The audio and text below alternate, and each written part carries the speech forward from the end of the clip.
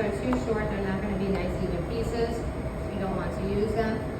We're going to do what I call an infinity roll on them because to me this is a way of keeping them a little bit more consistent where you have less likely chances of them opening up.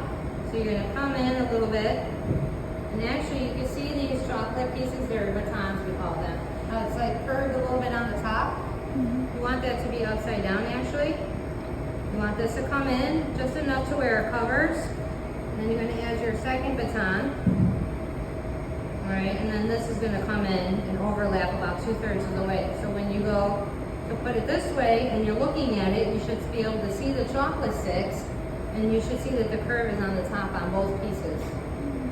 Alright, so when we do it this way, you have nice consistent pieces, the chocolate sticks out just a hair. That's ideal, that's what you're looking for.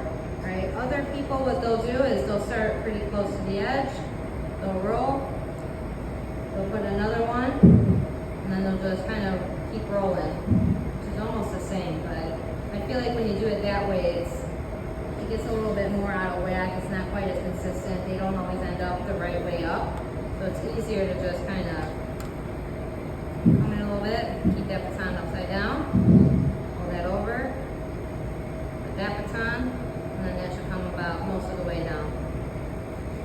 Right? And then fold. Alright? Huh? Like a dog bowl? No. Oh, the cylinder ones? Yeah. But these you want to try to not stretch, right? So try not to stretch and pull it too much out of the shape, because this is the size that it should ideally be at. That there. There, pull that one in. Alright, there we go. So you can see that that seam ends up being just about 2/3 of the way there. Alright, and you want that. So when it's proofing, it has less likely for it to turn up and unravel itself. Alright, so make sure that that gets in there. And even if you could even give it an extra little turn over to make sure it's a little bit closer to that halfway, just give it a little shove. Just to make sure it stays in that spot. It's not like you can't fix it a little bit after it proofs, you can, but you gotta be gentle because you don't want to deflate as you're trying to fix them, right? If they do kind of start to come undone. But make sure that both of those chocolate pieces have the curve facing up, right? And that seam is all the way there on the bottom.